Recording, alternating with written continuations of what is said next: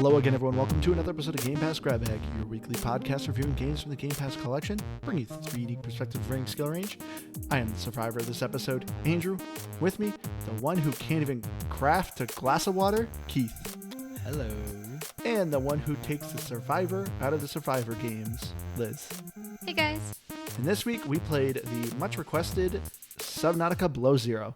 So thank you so much to our listeners, Peter, Mythical Maker, and the Funky Cat, who personally requested this game, and thank you to all who participated on our Twitter poll and voted for it. Subnautica Below Zero is the sequel to Subnautica. Who would have thought? But Subnautica is brought to you by Unknown Worlds, and Subnautica is a first-person open-world survivor game. You play Robin, a sister of a scientist who's on the planet of 4546b, who has just mysteriously died, so you take it upon yourself to go to the planet and figure out what actually happened to her. But going around, for me, this was a game. If you've played the first Subnautica, you will definitely like Subnautica Below Zero. But if you also played the first Subnautica and you found it too overwhelming, you may enjoy Below Zero. I found both of these games to be same but very different. So it didn't really quite feel like a sequel, but it did feel like a Subnautica game. So if you didn't like the first one, you actually might enjoy Subnautica Below Zero. It had a little more direction. But yeah, overall, I think it's a game. So I'll take the next step here. I actually don't even remember what I said for the last one. I think it was a pass. I'm pretty sure it was a pass. Liz knows. It was okay. A pass. It was one of those, like, it's a personal pass, but okay. And so, and it's understandable because you had a unique experience with the first Subnautica. Yeah, if you're not familiar with that, just like going back and playing the first game, go back and listen to the first game. Find out how terrible I was at Subnautica.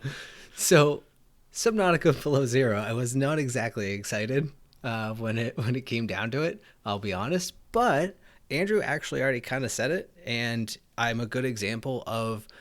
I can see where he's coming from, that it's not overly different. There's a lot of the same feelings to it, but on the flip side, there's a lot of quality of life improvements that, while this isn't it's a game, I will say. I wasn't super excited about it, but I actually didn't dread playing it. And I actually would say it's come to a game for me on Below Zero. it's a game for me. I don't know if it's more accessible or just because I remembered a lot from the first one, but for me, this definitely felt like it felt like a first game, and the other one felt like a sequel. This just felt so much smaller and easier to understand and all those things. And like Andrew said, there's things that I really like about it, and then there's things that, with the last one that I kind of wish it had. Actually, Andrew, did you say that? Or was that before we recorded that you said that? It was before I recorded. Oh, okay. Because I actually don't remember my intro already. But yeah, so I did like it, but it didn't feel like a sequel at all to me. Yeah, I agree. Or a second game. I think this game was originally supposed to be an expansion, but I think it ended up getting too big that they decided to make it its own standalone game. That kind of makes sense because, yeah, overall it's pretty samey gameplay, but I mean the story is obviously different, so like that's different. But I definitely agree. It didn't feel super sequel-y, a lot more expansion-y. Yeah, I felt like this game, the story seemed more interesting to me. I had trouble getting involved in the story with the first game. And for me, it's hard because I don't want to do like spoilers and stuff. But when you meet the alien and stuff, this game is very linear. And also, I was kind of waiting for a twist or something that didn't happen. And I was waiting for more information on the sister.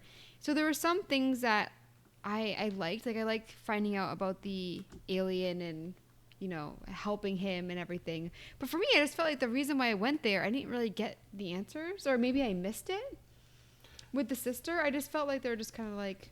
Yeah, I didn't... So apparently you learn about your sister's, like, demise pretty early on, and I'm like, I didn't get that. But I found this story, I apologize if we do end up stumbling into just like some spoilers, but overall though, I did not care for the story for Subnautica Below Zero.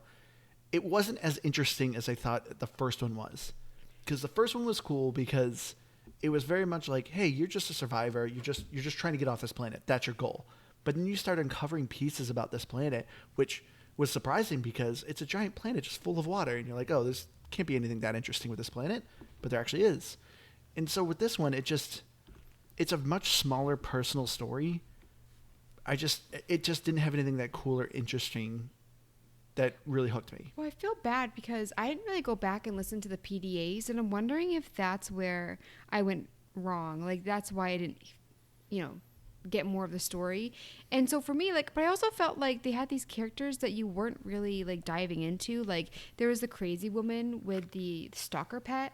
And same with, like, the alien. He kind of says, like, oh, I don't want to get into it until the very end. And then he tells you, like, why he's doing what he's doing. And it wasn't that interesting. It was very much like, oh, yeah, I kind of And then you don't find out in the end. Because it, like, right? Find out what? No, you do. Is there a part 3? Planet? Oh, about his planet? No. Yeah, you don't find out, like, if it's a good or bad ending for him. And I also, during the story, the alien enters your mind and he needs your help to build a body for him. And I just thought it was, like, really interesting where it's like, she just fully trusted this alien in her head. Yeah. I'd be a little nervous. Yeah. Well, I mean, it's like, is he a good guy? Could he just take over my body? But it was just like, that's why I was like waiting for a twist or something. But it just turns out that he was just like, this is a good guy alien. I mean, to a certain degree, she's a little bit hesitant when he first takes her. She's like, wait, no, I gave you the thing. You wanted a thing. And he's like, yeah, you, not that, which that's a little creepy, isn't it? Like A little bit. She's like, here, I'll help you out. And he's like, all right, well, your body's mine now. And she's like, I don't like that. He's like, I don't care. So anyways, that's a whole thing. But so Man, am I right? aliens, jeez, always got to probe everything. Always got to be entering Which is you. weird Come they're on. talking about this because wasn't it just in the news again about the UFO sightings and stuff? I mean, yeah, the U.S. government released. Well, yeah, Information. obviously. No, they're having like a meeting about it. Oh, they are? I Yeah, don't know about that. it was on the actual news. Like it's been like 50 years since it. Well, better be careful because they're going to enter you. Oh my gosh. I hope you never say that again. So I'm kind of waiting for the right time to say this. I think I'm going to do it. I think I'll explain this on Storyline. So, as you may recall, Andrew, we were playing the other night, and I was fairly early on in the game, whatever, and I was all braggadocious that I had discovered Delta Station Dock. As you may recall, I was very proud of myself. Did you call it braggadocious? Braggadocious. All right. So I was pretty proud of myself. I found a thing, and Even though it literally gave you a beacon to that place. Yes. But I did. I got there. Good well, job. I carried on, and I kind of just got to a point where I had just about everything built that I could build. I couldn't find anything else. I had like 2 achievements, which I think is still like what I have. Spoiler. No, 3. You have 3. Oh, 3. Thank you. Let's leave Thank it you. So I think I have 3. And I started looking through the achievements, and I realized, wait a minute. I went to Delta Station Dock. I never went to Delta Station. You never climbed the... Oh, my God, Keith. So I played probably a good Oh, my 5-6 hours and never went to Delta Station. Oh, I my never found the map. God, Keith. So you literally went on this little pier and you went, this is Delta Station. Literally like a tiny pier with like a bench. And you're like, ooh, this Delta Station's impressive. I mean, I will say, in all fairness to Keith, I felt like whenever I uncovered something like an artifact or like a key thing that was going on that was, pushing me forward, I didn't know when it ended. Sometimes you just scanned something and that was it. And other times there was more to it. So for me, like, when it comes to seeing a bench, it's like, maybe that's all I need. I just never knew like if I should look more or... Liz, I really appreciate that vote of confidence in me. No, I don't know. I don't know what I was doing. What was your logic? So you get on land, you see a vast open place, and you go, I'm good, and you jump right back in the water? Kind of, yes. And I think this is, maybe I'm jumping a little bit ahead too much to gameplay, but it's kind of one of the areas I struggle with games like Subnautica or Below Zero. It's funny because I love Tunic because there was no real direction. You kind of did what you could do. And then when I play like a builder style game like this, and I get lost, and I find myself, no disrespect, Liz, but kind of almost like Lizzing it a little bit, and like I just want to collect everything and like build everything, and like I kind of don't pay attention, so I'm not listening to the story. So I was like, he probably told me to like do some things, and I just ignored that and went, cool, I found a couple things. I'm gonna carry on because I'm trying to build a rubber glove or whatever the heck I was trying to build that was not important in any capacity. So yeah, that was my thing. And so I think I actually did worse because I built the sea truck. I had a module. I had discovered a couple different alien artifacts. I had tons of stuff. Did you ever build a base? No, but I had the builder tool. Yeah, because I mean, you scan a majority of the structures at Delta Station, so I guess it makes sense. Yeah, so I didn't get those until after I scanned all that. But yeah, all that to say, it was like I had this little like epiphany, and I was like, I bet I needed to do more there. And Oh my! Wait, how did you not have a base? Like, did you just have like the floating lockers? No, I just really carried around the bare minimum of what I needed. Oh at my any given time. gosh. How do you, like, for me, like, I needed, like, what, 5 of the giant lockers? I never Like, said the I was biggest good ones at that you this can game. make. And I love that the one thing I love about this game, and other games need to take note. When you put stuff in the lockers, it just auto-organizes it for you. Yeah. That really, like, makes me happy. Oh my gosh! Yeah, you were so excited. I You was were very God, excited. everything's Lockers? organized. No. Just like if you put titanium, it yes. combines the titanium by each other. Yeah. Absolutely. And also, I wasted so much time with this game. I just looked at it. I put like over a day into Yeah, it. you put a lot And- of time. But I was Nicely done. collecting, I was collecting everything. I was like, ooh, poster, I need to bring that. Shaving And so kit? Yes. I always had a full inventory, and I decorated my base. And I absolutely loved it. One thing I wanted to kind of touch on is with this game, the atmosphere I think is very different. So for me with the first one, not only did the game feel bigger, like more open space, there were places that were dangerous to go or that you need special equipment, like the radiation suit and things like that. So there were a lot more dangers.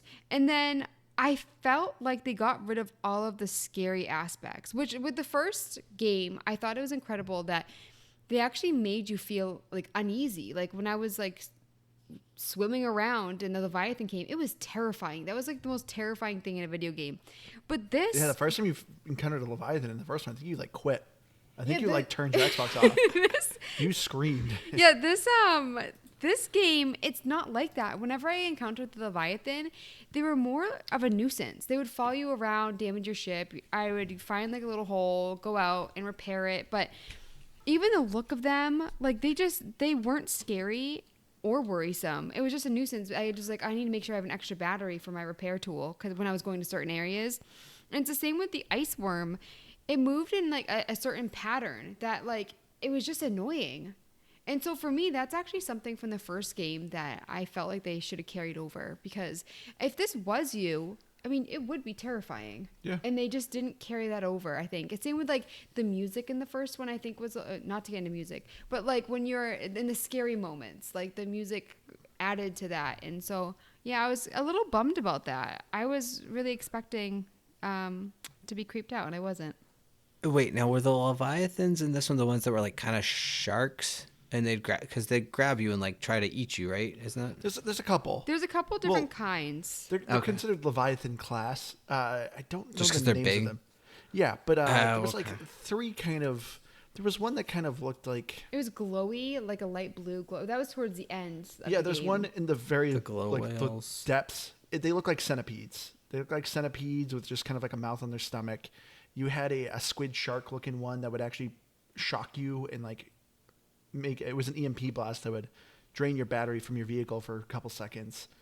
Then you had these are awful descriptions and I apologize. I can't remember the names. I probably should have looked at the names from them, but yeah, they weren't nearly well designed or as terrifying. And I also like too that I would go to an area and get attacked like 3 times, and then after being attacked 3 times by the Leviathan, it'd say, "There's a Leviathan class creature nearby," and I'm just like, "Oh, thanks, that's really helpful."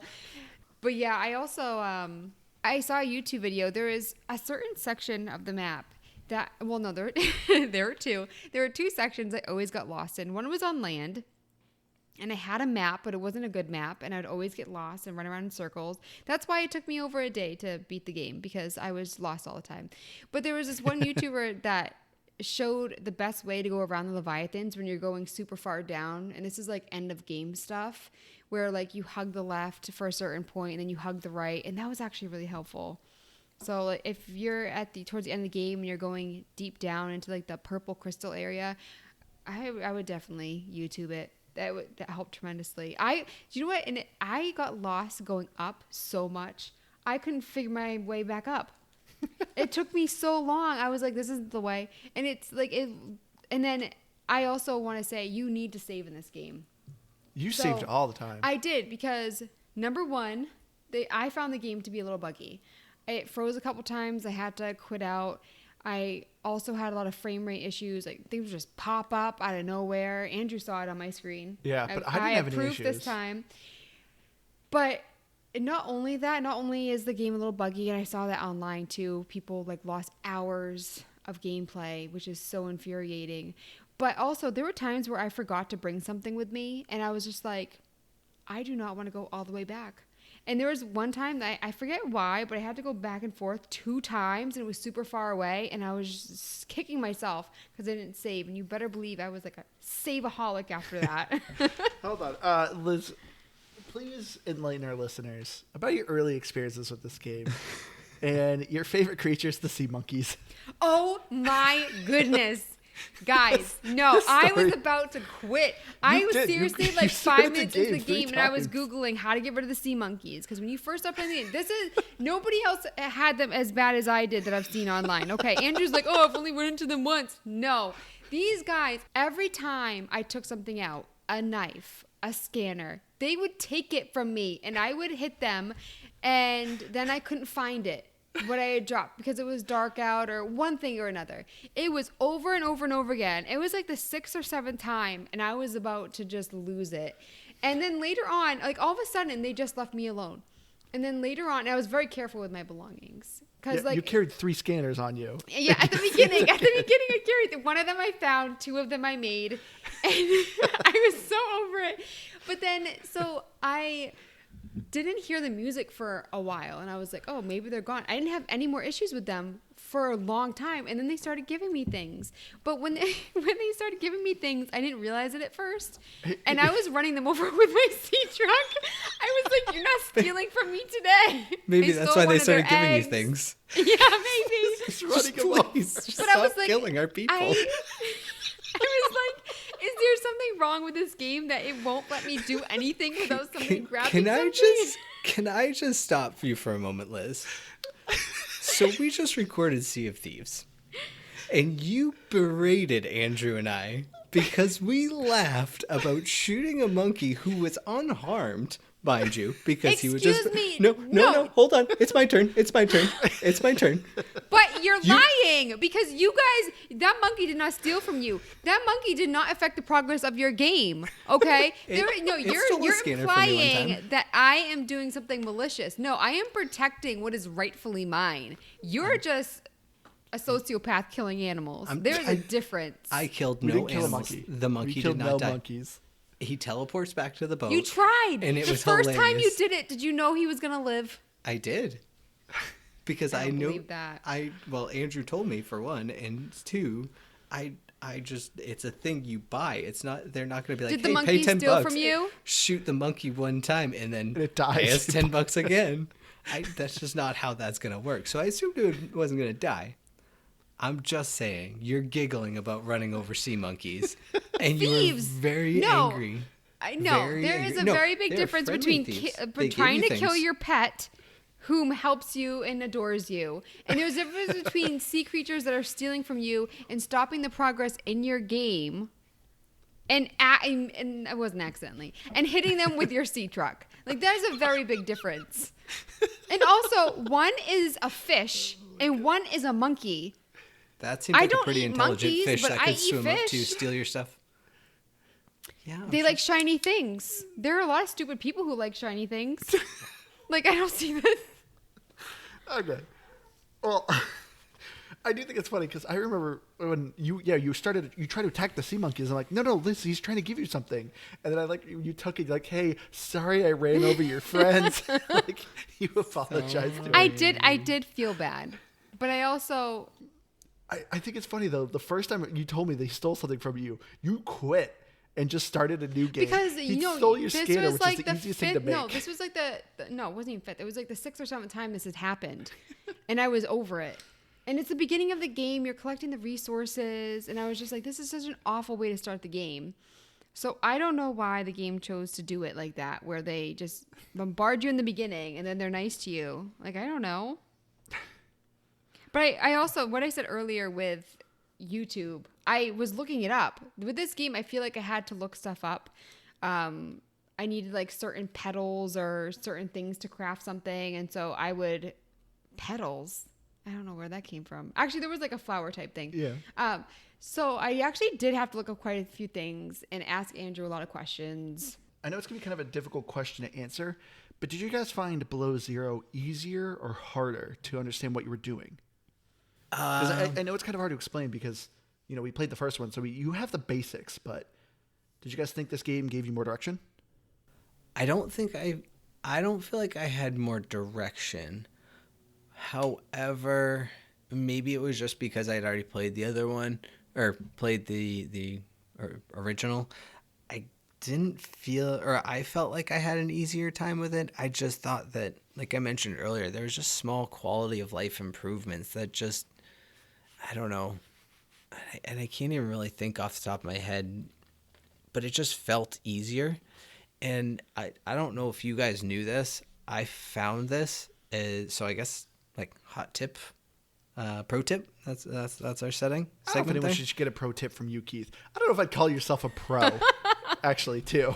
Someone who doesn't know what they're doing in this game tip is I was digging around in the options, and there's a controller, or there's a button that's not mapped normally when you're playing on controller called auto move. And left trigger doubles as interact, so you can actually just put it on left trigger and you push that and your character just automatically moves for you.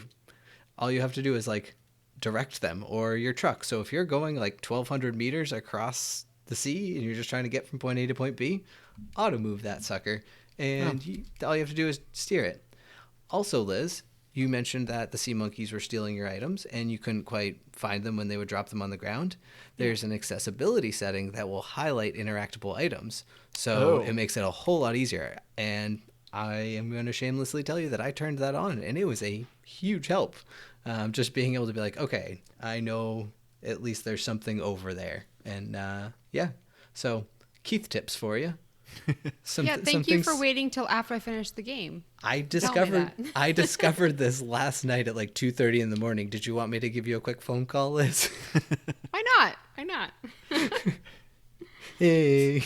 So I will say, I found this game to give you better waypoints because in the first one, it gave you waypoints to where like possible survivors were, which would kind of give you direction of like, hey, there's some areas over here you should probably explore. You can maybe find some new recipes in this area too. But it was very vague. This one kind of gave you more accurate beacons, but it still just kind of irritates me. Like, I know this game's meant to be open world survival. You got to figure out what you got to do. There's no shame in at least giving me a little more hint, especially audio. Because I do agree with you, Liz. When you go to an area and scan like one thing and you're like, is this it? Like, am I missing something? It would be nice if they just said, oh, you got everything in this area. That's it. Like, nothing crazy. And it made sense in this one because you had a voice in your head that, like, it would have been perfectly fine.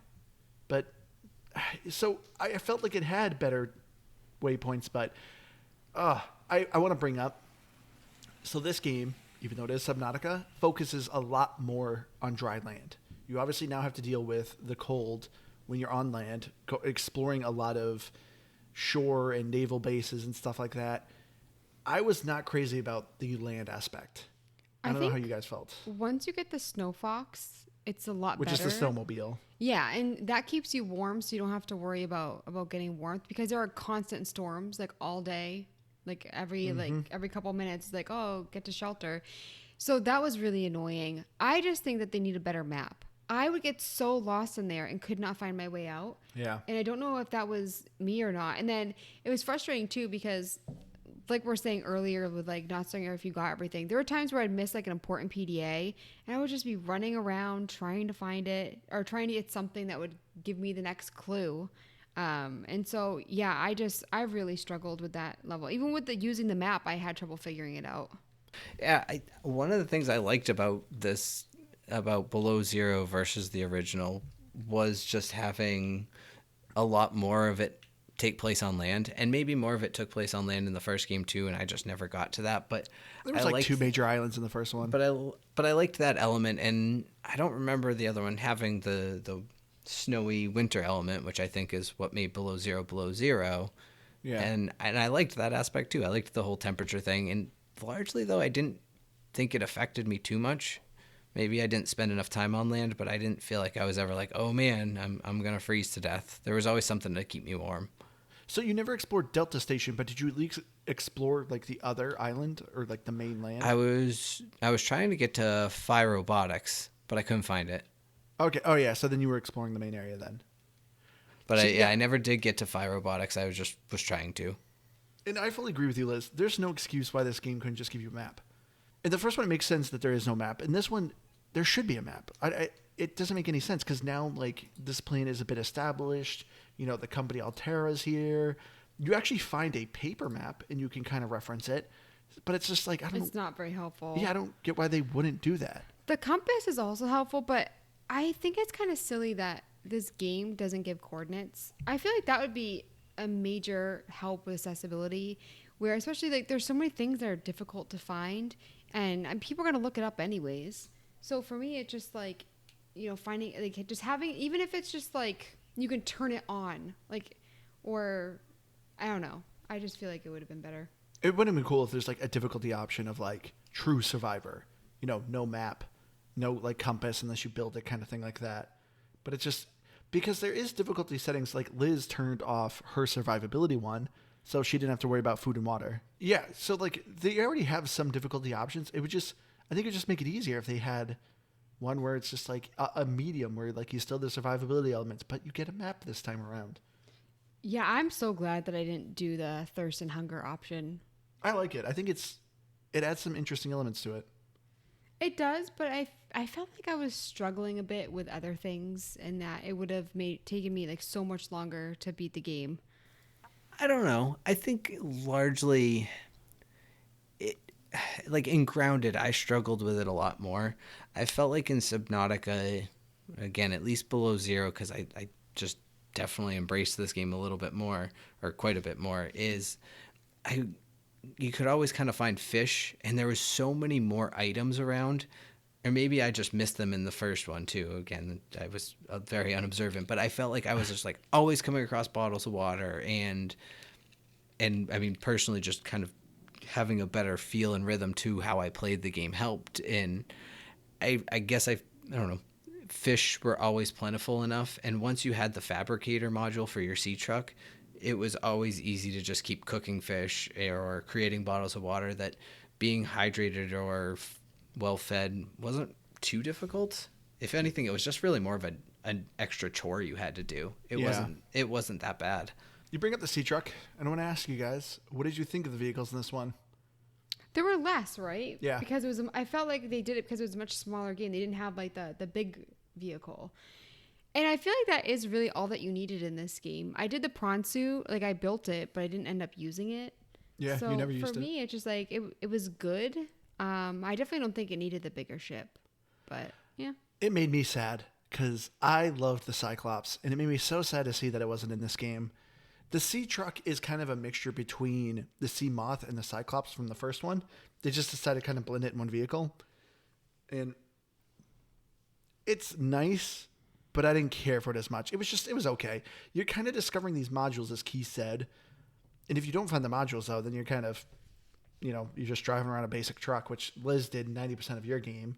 You didn't realize you could build the modules you're discovering. Well, that's the frustrating part, where it's like when I was playing this game, there was a certain module component that I couldn't find to scan.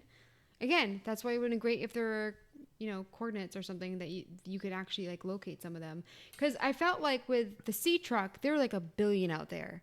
But with some of the other ones, it was actually really, really tricky to find. It was luck if I stumbled upon them. Yeah, but one thing this game does add, though, that we have yet to mention was incredibly helpful, in my opinion. They give you a handheld tool called a mineral finder, which actually will locate minerals near you that you want. So if you were like, oh, I want to find titanium, it highlights titanium. Well, that doesn't highlight them, but at least gives you a counter saying how close you are to them. But eventually you can also build the scan room, which the scan room was in the first one, but I found in this one it to be a bit more helpful.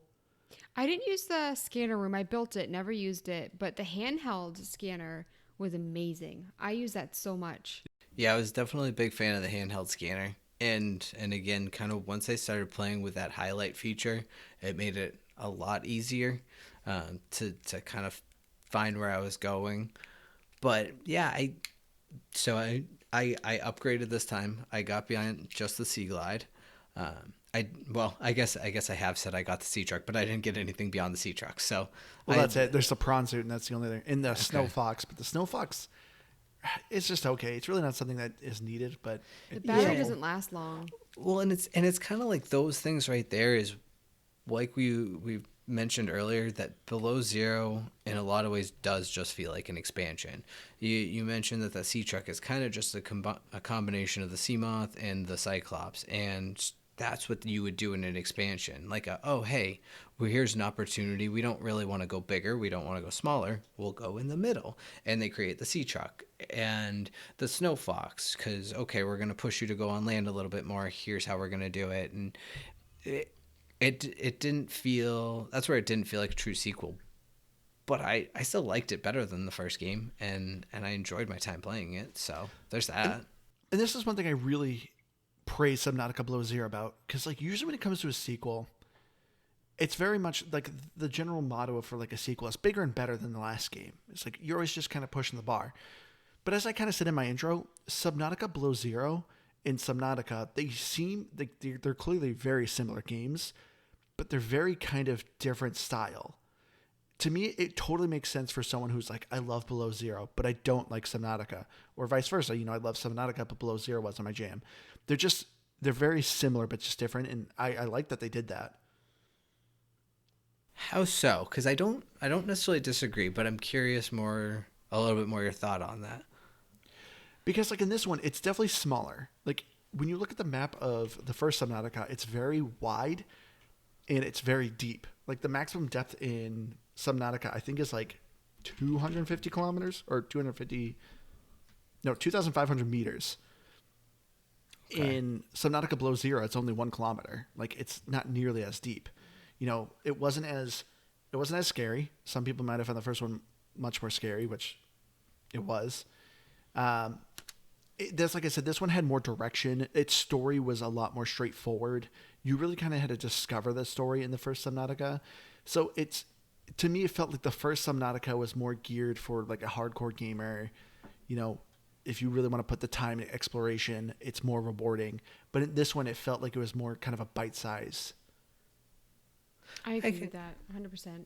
Yeah, I think that makes sense. And the reason, like you said, when I asked the question, I didn't even disagree, was I found that I really enjoyed Below Zero, whereas Subnautica I kind of struggled with.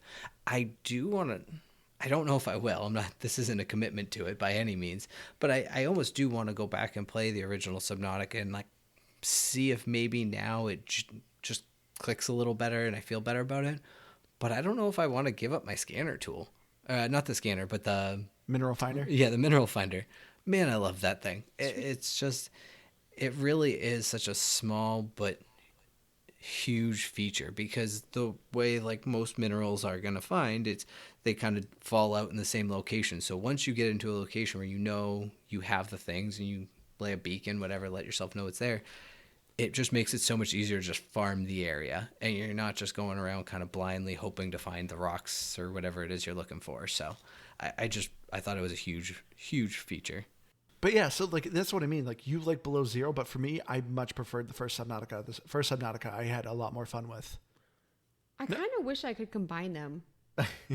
Like I wish that the first one was more linear, but I definitely like the atmosphere, and it really felt like you were just stranded in the ocean in the first one. Yeah, I really like that sense of an alien planet and like feeling kind of hopeless. Yeah, the isolation, Yeah. it was there.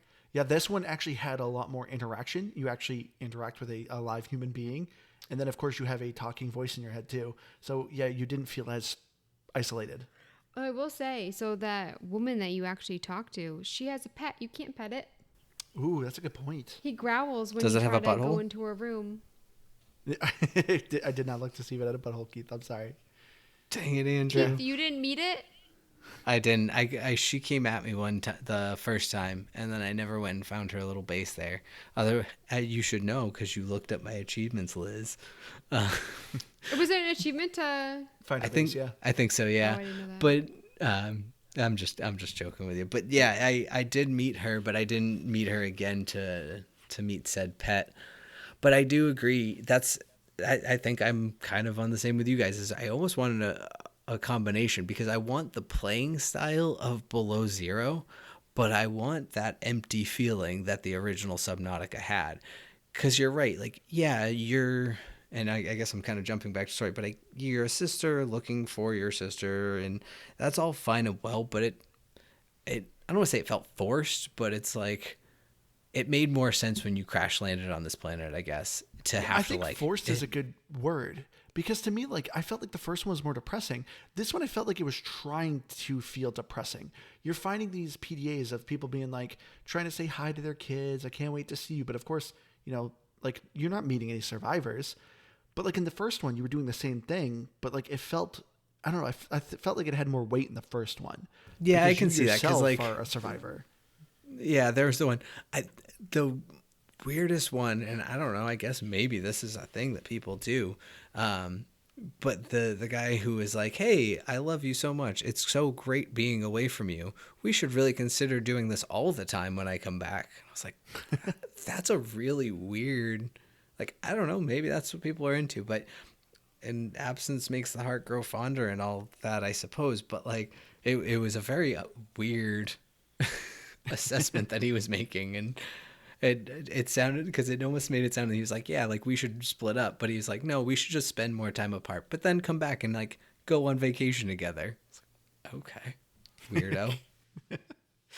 That is kind of a weird PDA. So since this one kind of dealt with more land, you of course got a lot more different fauna and land creatures, but what did you guys think of the actual atmosphere of the game? Again, I'm getting into graphics, in case you guys didn't know. Okay. Yeah, I think all in all, I can think of at least, and I'm sure there was more, but I feel like I can think of it like 4 or 5 pretty distinct biomes between land and underwater. And you kind of knew where you were, even if you didn't know where you were on the map. And you always had your markers and everything that could help you figure it out. But I liked that there just felt like very distinct areas, and I think they did a really good job designing all of them. It felt like this weird underwater world. I didn't spend a lot of time on land, but I thought the land felt very samey. It was either you couldn't get to it because it was walled off. And I'm curious, do you think that that's why they made, part of the reason they made the map less wide? Because they were intending to have you spend more time on land, so it was like you didn't need to go wider, you went up? I think so, yeah. It meant to be more vertical than it was horizontal. Yeah, that's my thought on it. But yeah, I think it was good, but I don't know that it built much more on the original, I guess. Maybe the graphics were slightly improved. I was less impressed with the biomes in this one. You had your thermal areas, you had your snow, which, as Keith said, it's very kind of samey. Going to actually seeing more established bases though was kind of interesting. Like when you get to a human settlement, but like as far as like the creatures go, there's really only kind of like 3 land creatures. You got the penguins, you got the snow stalker, and then you got the giant worm, and that was kind of about it that you're interacting with on land. I like the area where they have like the frozen creature, where The Leviathan. Yeah, but yeah, I felt like, especially like going into the water with the creep vines and stuff, there weren't enough that you really felt like you were like going through like a creep vine patch kind of thing. Yeah. So for me, like there were areas like that where I just felt like it was, I don't want to say lame, but kind of lame. You know, It was very small that it didn't feel natural. Yeah, like I felt like it would have been creepy or more exciting to go through an area where anything could pop out at you, but that wasn't the case. It was just like a couple creep vines here, a couple creep vines there. So I kind of wish that they even just making things like that bigger. I think that also made the game feel really small because like, oh, I got to go to the creep vine patch, Yeah, and like since this was such a smaller map, the creatures were also very much smaller. Like in the first one, you had these giant whales with essentially biomes on their back, just like as a creature. But like you didn't have anything that crazy. Like we said, the biggest creature you find in this one is like would maybe considered a medium-sized creature in the first one. So it's just like it was just so much smaller, and so that's why for me it just Below Zero was just a little bit more of a disappointment. It says, I don't know, I liked that big, exciting, like I liked feeling small in the first one. This one I didn't. Because also too, like the creature designs are still fantastic, and the biomes that are here are also still very good. They just weren't as big and as interesting. You had purple geysers, purple crystals. You had the vent gardens, which I thought was really cool. It was essentially a giant jellyfish that you could actually go in, and that was kind of a cool idea, but I just didn't think it was as well developed. Even the lily pad area, which I felt like maybe it was because things were popping in, like there was only like a couple on your screen at a time, or at least for me. That was an area when I went there. I only went there like once or twice where I was having a lot of issues with the frame rate and stuff. So I just kind of want to like reiterate, because I know I probably sound negative. The graphics still of Subnautica Below Zero are still very good. It just felt small, and like that's just what makes me sad. I miss the big open worldness of the first one, but it's still very good. I don't know about you guys, but I found the human faces, to be a little weird. I don't know. They were like a little cartoony, like on the little like picture displays or whatever, the sprites or whatever. Yeah. What do you guys think about when they had the ice storms and you were in the water? Oh, that was cool. I like when you actually see like the little pieces of hail breaking the surface of the water. That was actually really cool. I don't think I actually ever had that happen. That's cool. One graphic complaint that I have, and it's more me, I had really bad vertigo this week. And the Snow Fox, when you're driving it, and it would go like left, right. And then same with like, whenever I would go down and just hold straight, it would start twirling. And it was making me real dizzy. And I know that I had vertigo this week, but it's still like, I still didn't like it. Did it bother you guys? No. No, not really. Sorry. Me then. I had a feeling it was just me. Like I wouldn't hold it against the game, but I did not like the spinning. One thing, honestly, though, I only played, I don't know, a portion of it, but I really stand behind this auto move because I felt like it was so much smoother because I wasn't constantly like, almost like I was staying in a straight line. It was only the camera I was moving. I wasn't like accidentally like letting my finger off the stick on the left side or something. I don't know. I felt like I actually had a smoother movement when I was doing that because it was just forward always. Going back to the ice storm thing I was talking about, I also loved hearing the windstorms, especially when you're on land. Well, I mean, of course, you're not going to hear underwater. No, but you can be half in water, half out of water. Because whenever the hail would come up, I would always like shoot up to look at it. But especially, I can't talk. Especially on land, I felt like the windstorms and that audio was really good. And then the music, I feel like they still did a good job capturing the mood. But if I remember correctly, I don't think they did it as well as the first one, especially when you're being hunted. I think it was better in the first one. Yeah. But oh man, speaking of music though, Keith, since you clearly didn't build a bass, you clearly didn't build a jukebox, please tell me you looked up the music on Spotify. Crap, I forgot to. You told me to and I completely forgot. Oh man. So I knew you would appreciate it if you actually looked it up on Spotify, which is very unfortunate you did not.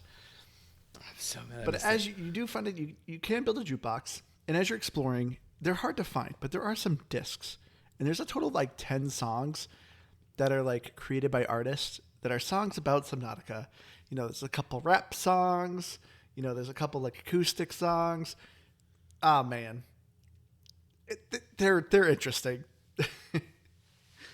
I found them kind of Weird. yeah, I guess weird. It's not bad.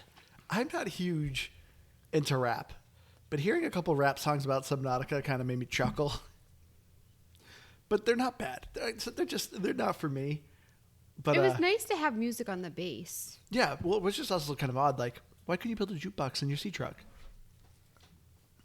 Oh, Yeah, it looked like there was plenty of space for it. I tried to build it a bunch of times and it just wouldn't let me. Yeah, I really struggled with the thing on the back of my sea truck. I got it on the first time, and then it just kept coming off, and I don't know how or why. And I would just stumble across it, and What? Oh, the eventually- modules? yeah, I eventually just left it. That big thing that you put on the back. So you just like be swimming around and all of a sudden like, oh hey, I didn't know I lost yeah, you. that's exactly what happened. Dude, and you may have. I looked this up, was even how I found it. But did you know you can like pilot those, right? Yeah, you can like grab them. modules? Yeah, I told her that. Okay, yeah, because I didn't at first, and I sat there and I fought and fought. I was like, what? This is stupid. How do I do this? And so I Googled it, and I was like, oh, that's actually pretty So easy. wait, I think it's crazy too. Okay, so you didn't even have a moon bay. So did you have to keep replacing the battery of your sea truck? I never had to replace it once. Oh, you didn't I drive it that also- much? I mean, I felt like I did, but I don't know. I never used up the battery. Because every time you park in the moon bay, it I- charges yeah, it for I you. felt like I ran out of battery really fast. I don't know. I also want to. When you park in the what do you say when you park in the moon bay? When you build a base, Like you a- build it was well. I guess you didn't build a base in the first one either, didn't you? But you No. built a moon bay, so it was like a place where you could park your vehicle into your base, and it would charge it up while it was parked. It was like solar Yeah. energy of some sort. Huh. No, I didn't have that. I don't know. My batteries never died, and I had extra power cells anyways, so I just could have changed batteries. Man, your yeah. adventure is so weird in this game. I mean, that's what I'm saying.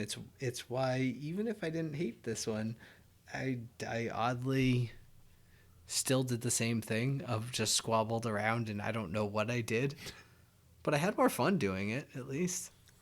I wanted to just point out real quick that I made that stupid thing to put on the back of my truck because Andrew told me that I could make the body parts for the alien with the fabricator, and I could do it when I was out there. You can't. You do it at the station. You don't use a fabricator. You do it like in the Oh yeah. yeah. So I built it for nothing and carried around with me for nothing. No, because you needed to make synthetic fiber. You could have made synthetic fiber on the go. Yeah, so but trying to. well, throw no, me I under the ended up bus. forgetting the ion cube back at my base. And having Oh, to go all so the this way is back on you, not me. You're anyways. trying to run me over with your sea truck. You're trying to make me go the way of the sea monkeys. I see what you're trying to do. I wonder if, like, one of the times my thing was attacked, maybe they knocked it off. No. And then I don't know how I did it because I never took it off. Every time you go to the moon bay, it detaches all your modules. Maybe that's it. Yeah, that is Okay.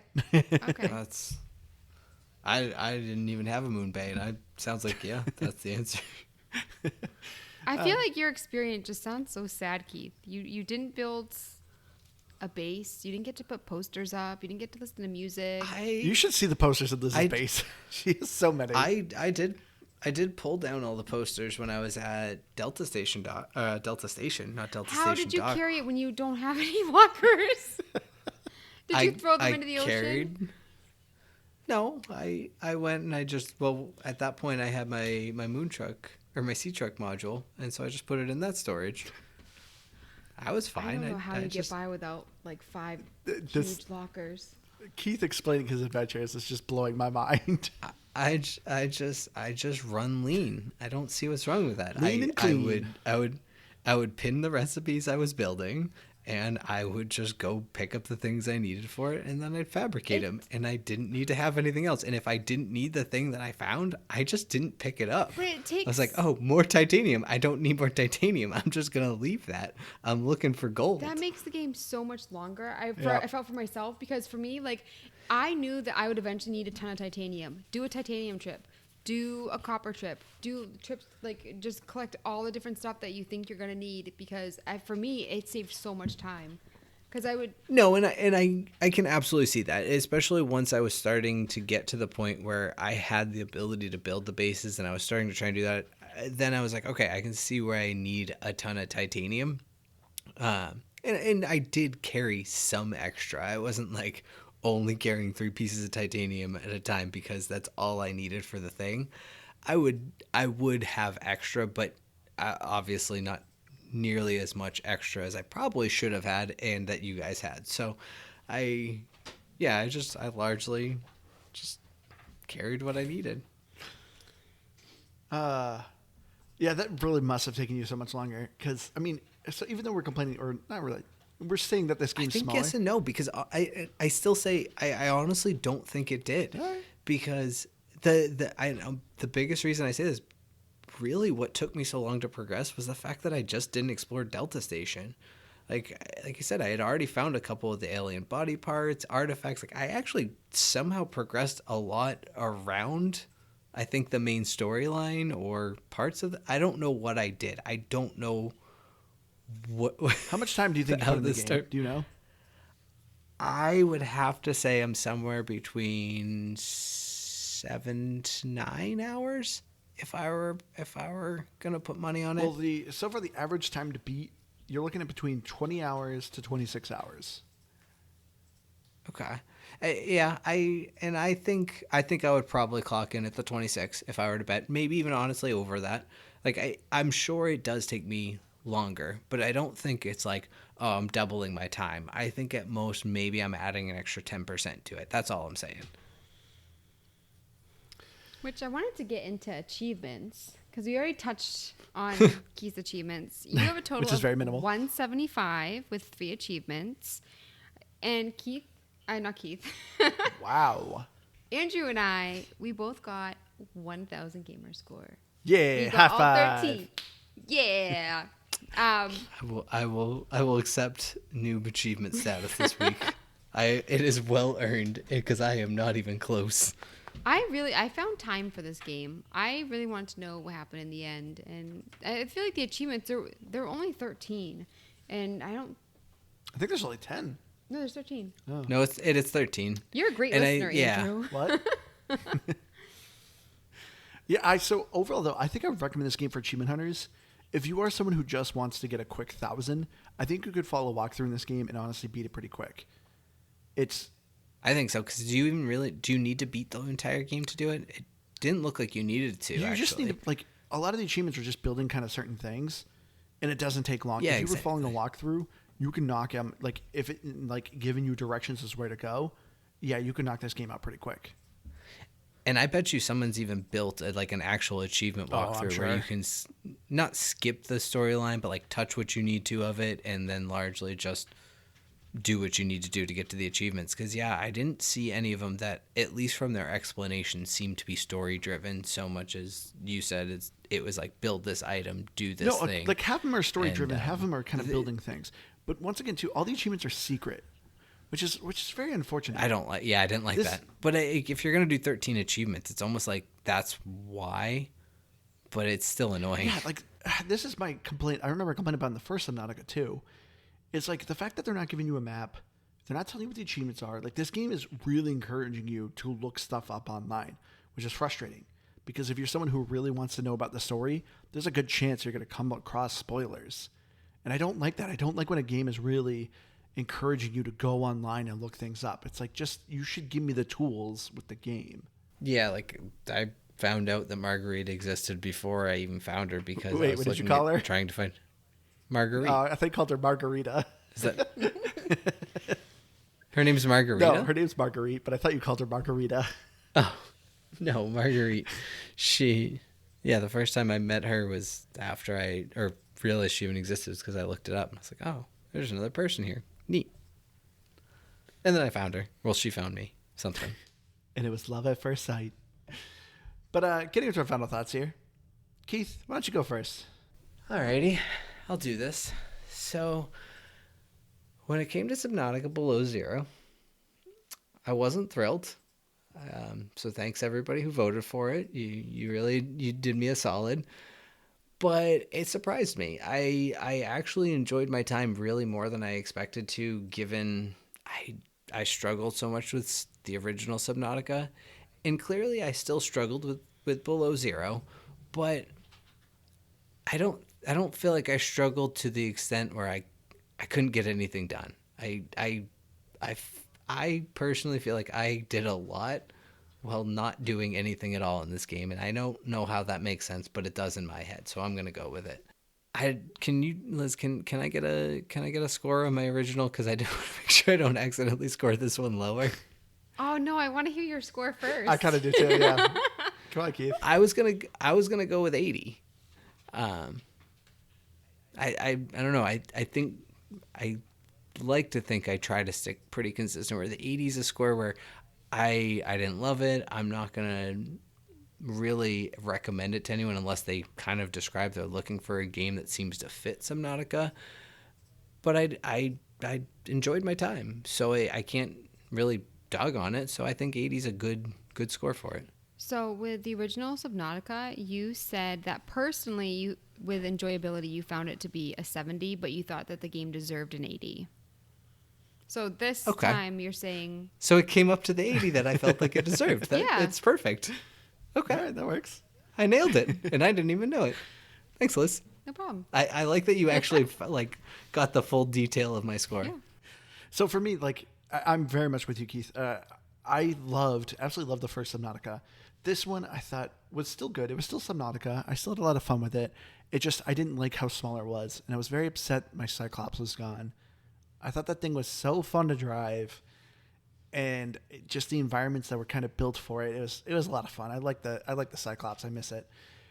But this game felt like it had more direction. It actually had more dialogue. It actually explained more of the story for you, which I didn't care for as much because I thought the story was just okay. But the environments are still really good. The creatures are still really cool to look at. The sound effects are still really good. It's still very much Subnautica. I was expecting bigger and better what I usually do in a sequel, but this is very much its own game, and it makes sense. I can totally see, like I said, I can see people who would love Below Zero, but wouldn't like first Subnautica. But you could also be like me, where you love the first Subnautica, and this one it was okay. It was good. But I think I'm gonna give it the same score as you, Keith. I think I'm gonna give it an 80. So yours went down. I figured it would. I think I gave the first one a 90, right? No, you gave an 85. I think that I am going to... I keep going back and forth between 88 and 89. You did this with Titanfall, too. You also couldn't figure out what you wanted to give it. I'm going to give it an 89. I enjoyed it and found it way more accessible. And I like that it was a bit simpler. I agree. I'm giving it a higher score than the original because I kind of felt lost with the original, with what to do next with the story, things like that. So for me, I felt like I didn't have to look things up as much, and I just really liked it. So looking at Metacritic, Series X is 83 and 7.7, and Xbox One, TBD, and 5.1. So someone who gave it a 0, the main complaint was that it was crashing and that there was a lot of frame dips. But they did say this bullcrap should be illegal. Game developers are worse than car salesmen these days. I thought that was funny. So we actually had a listener also give us a review of the game as well. We did last time with the original Subnautica. I think you're right. Oh yeah, we did. I am right. But a Twitter follower, Brian, who is also the co-host of the List Off podcast, he said Subnautica Below Zero is a great game. I love that there were more varied environments and a voice-acted story. It gives a different vibe than the original. He said the Sea Truck Forever. I disagree with the Sea Truck Forever. I want my Cyclops. I do. It sounds like you just predicted my gameplay. I agree. I actually really did like the Sea Truck. I just thought it was simple, easy, small. See, I like the more complicated Cyclops. I like that it was more complicated. But, yeah. So I think that's going to do it for us this week. Liz, do you have any other great snacks you want to suggest for this game this time around? No, but while we were having technical issues doing the podcast, Andrew and I took out some candy, and we ate some mini peanut butter cups, mini Kit Kats, and Sour Patch Kids. And you had Reese's Pieces. Living our best fat life right now. You had a cold snap. I'm trying to stay hydrated, drinking some water over here. I'm drinking beer. But thank you all so Nice. much for joining us. If you have a game suggestion, please email us at gamepassgrabbag@gmail.com or at Facebook at GBGBpod or at Twitter at GBGBpod. I've been your hardcore gamer host, Andrew. You can find me on Xbox Live at Firebird01952. I've been Keith, and I am swimming on out of here. I think you used that exact same one last time. Crap. You have a good memory. Don't you have like another a segment you're doing? Or a new phrase you're going to teach people? I already told you I was quitting this segment because I overshot myself there. All right. And I'm Liz the Noob, gamer tag comment I'm Dean, and I'm on Twitter at Liz the Noob. Noob is EW. Thank you all so much for joining us. We love you all. We'll see you again next week. Bye, guys.